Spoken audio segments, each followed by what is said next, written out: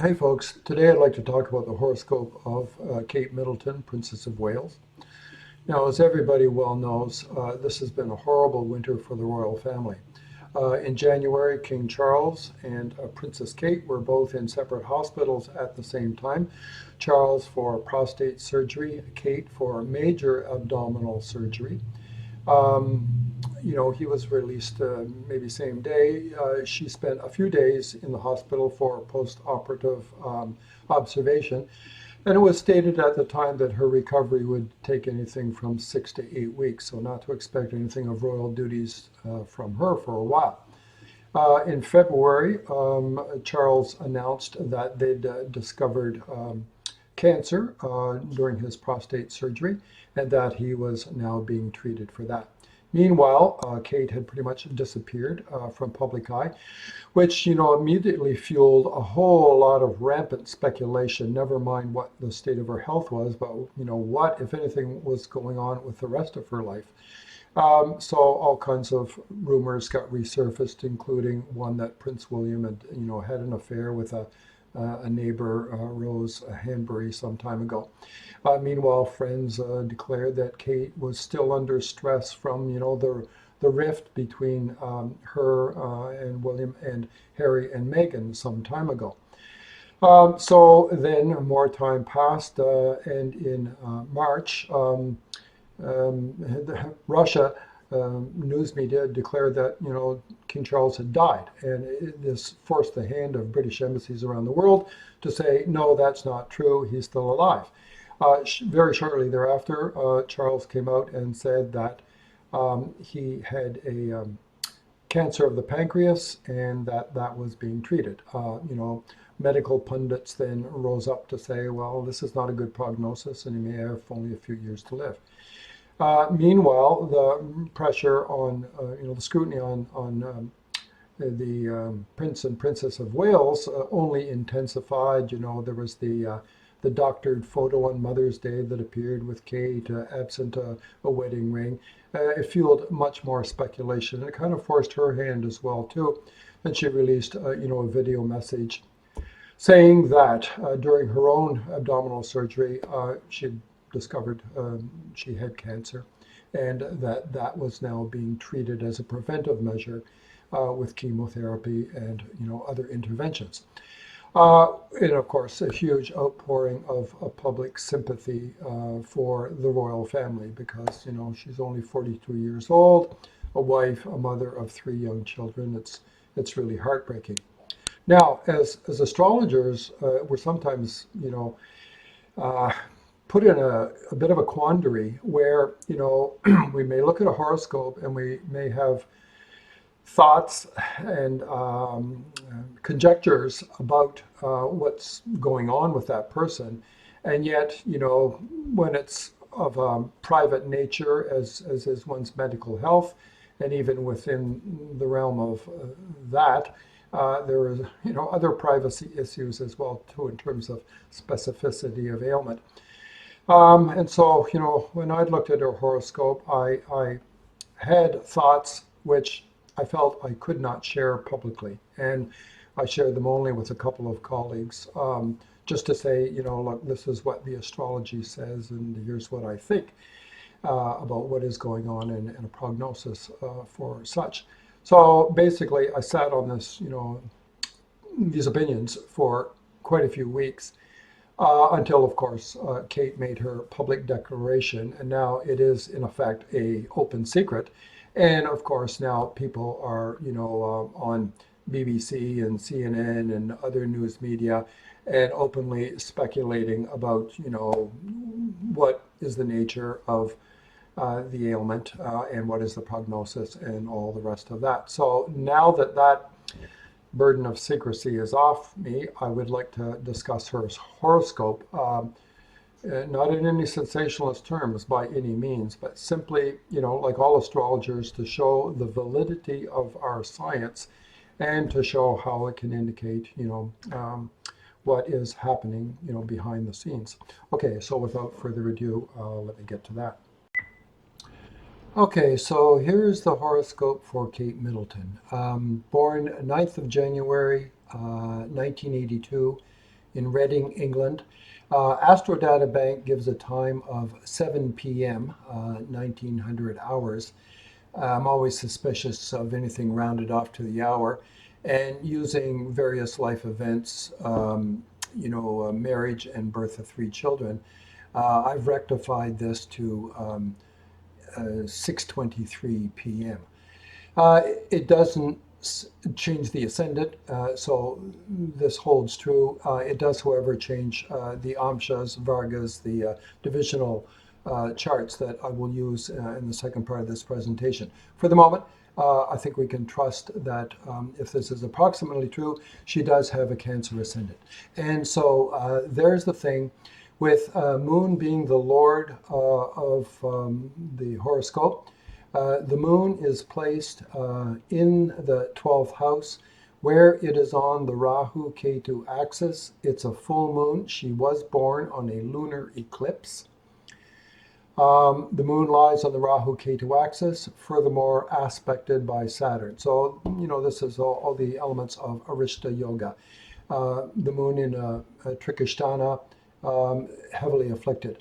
So this is a poor prognosis for one's health and other forms of suffering.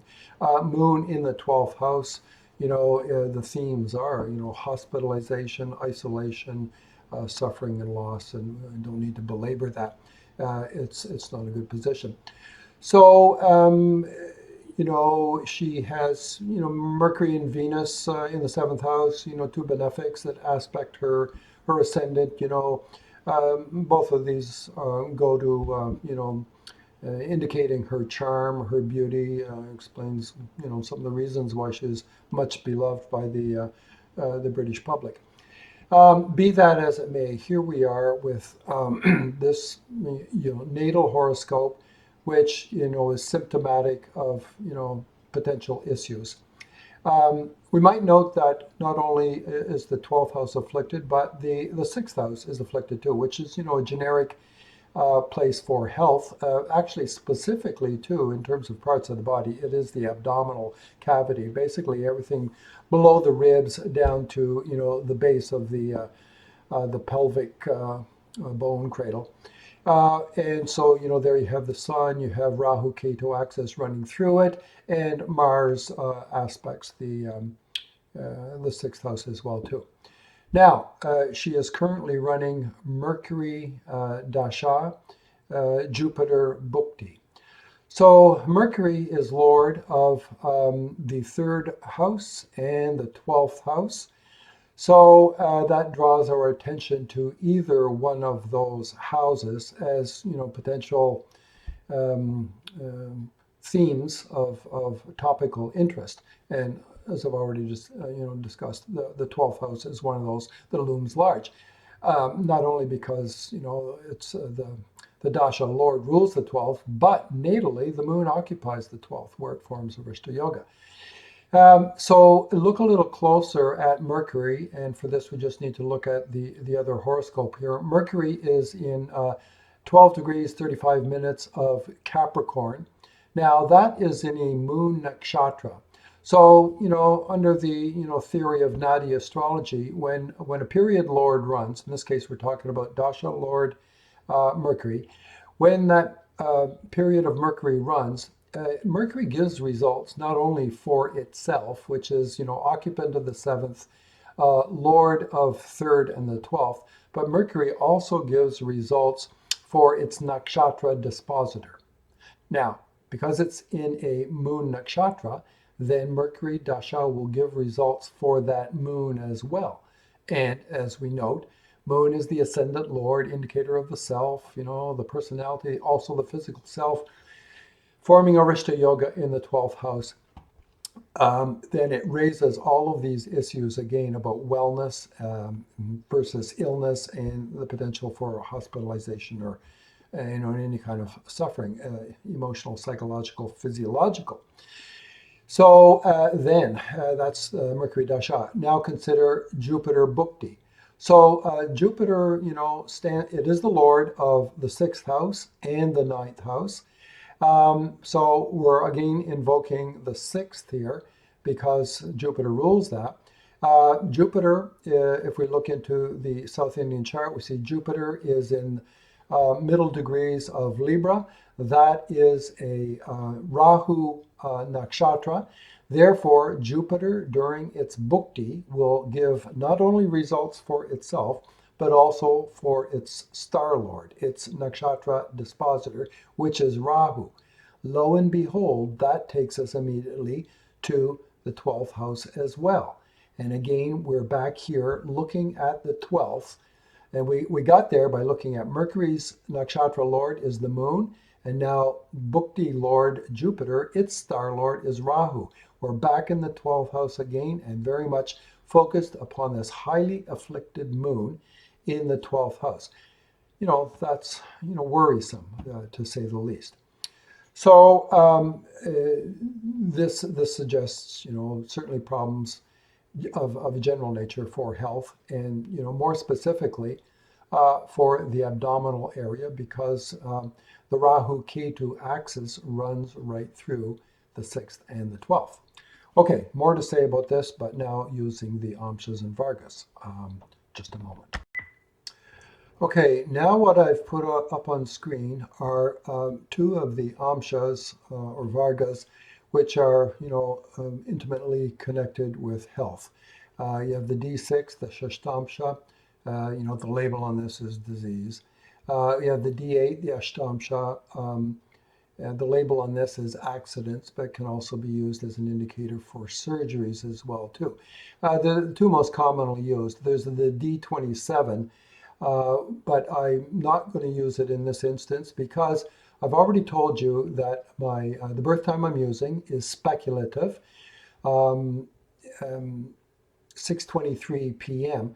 And now be mindful that with uncertain birth times, when we start using the amshas, we're not really sure of what we're seeing, because with sometimes just a few minutes discrepancy either way, these amshas can rotate to have a different ascendant, and therefore the disposition of the dasha and bhukti lords that we're going to look at may not be in the same houses. Be that as it may, I've rectified this on the basis of other factors not related to illness. And so I'm going to go forward on that basis with that time, 6:23 p.m. Lo and behold, this is what that time gives me in terms of these two amshas. So let's have a look at the D6 first. Now, keep in mind what we're looking at is what's going on with current dasha and bhukti lords. So Mercury is the dasha lord. It's located in the 12th house. So that's a negative house in this scheme of analysis. Jupiter is the bhukti lord. First, I should just analyze this. Mercury, 12th, Mercury dasha lord occupying the 12th house is associated with a benefic. It receives the aspect of another benefic Jupiter, but it also receives the aspect of a malefic Saturn. So overall, what matters most is house position. Mercury in a negative house, two benefic influences, one malefic, but it's still in a, dushtana. So that's problematic.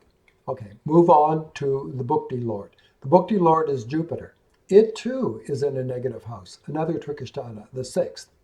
Now, what's the situation with Jupiter? Jupiter receives the aspect of two benefics, Mercury and Venus, nothing from a malefic.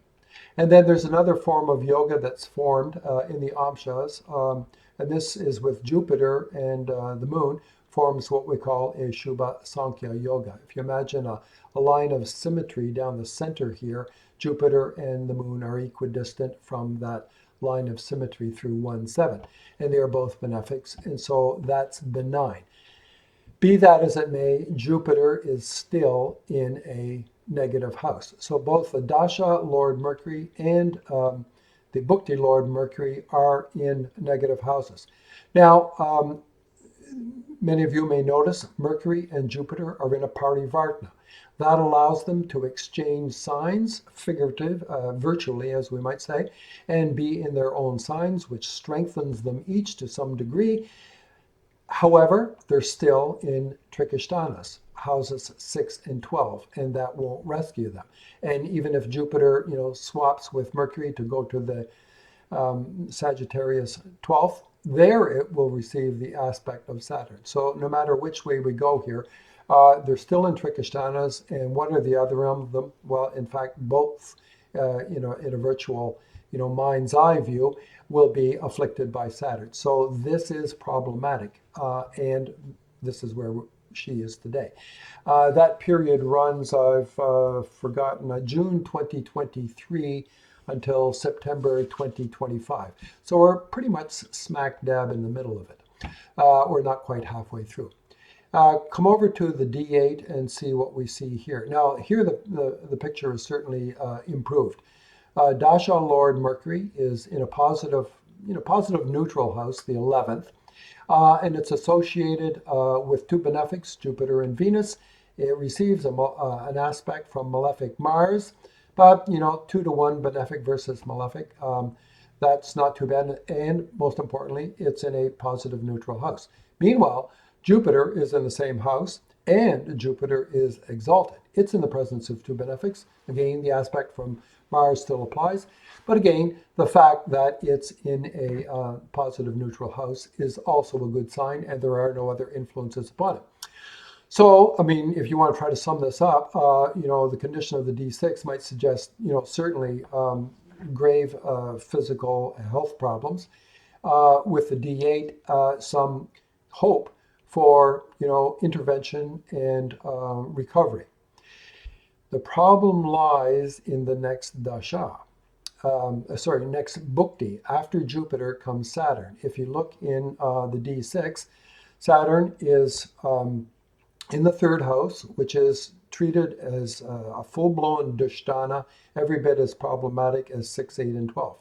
So there, Saturn has no dignity in Pisces.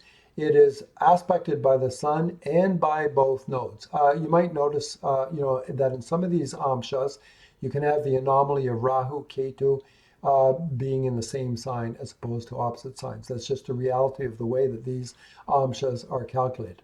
So here's Saturn, the next bhukti, Saturn bhukti, poorly placed in the third house, a dashtana, heavily afflicted by the sun and the two nodes, and no other mitigating circumstances. Over in the D8, Saturn, somewhat better, we might think, well, definitely better, because it is in a positive house, but it's afflicted by both nodes. It's also afflicted by the aspect from Mars, but it's got a kind of a remediating influence from Jupiter, which is, also its dispositor. So again, the D8 looks better than the D6. But from all of this, one might say this bhukti, the Jupiter bhukti, is very problematic. The Saturn bhukti is better, but not by a whole lot. And all this is just to say her recovery might be quite protracted. Okay, that's all I wanted to say technically about her horoscope. I admit that it is a little bit speculative because of the uncertainty of birth time, therefore always a bit of a risk to lean too much on the amshas, vargas, the divisional charts of Vedic horoscopy. But there you go. In closing, I would like to commend Kate Middelton for her courage in doing her video message, clearing the air of the speculation that's, bubbled like mad over the past several weeks. It's a huge thing for an individual to just accept that they've been diagnosed with cancer, and to have to, publicly declare it. It takes, enormous courage and fortitude, and, we have to applaud her for doing that. And I also think it was, really admirable of her how, in part she removed the attention from herself, and also said, let's, be cognizant of the fact that many people grapple with this, with other diagnoses as well. And, we need to extend our sympathies to all those who suffer from this terrible disease. And so, like the British public and those of us in the Commonwealth and beyond, we really wish her the best and hope that she does recover in as quick a fashion as she's able to. Okay, thanks for watching. Stay tuned for more in due course.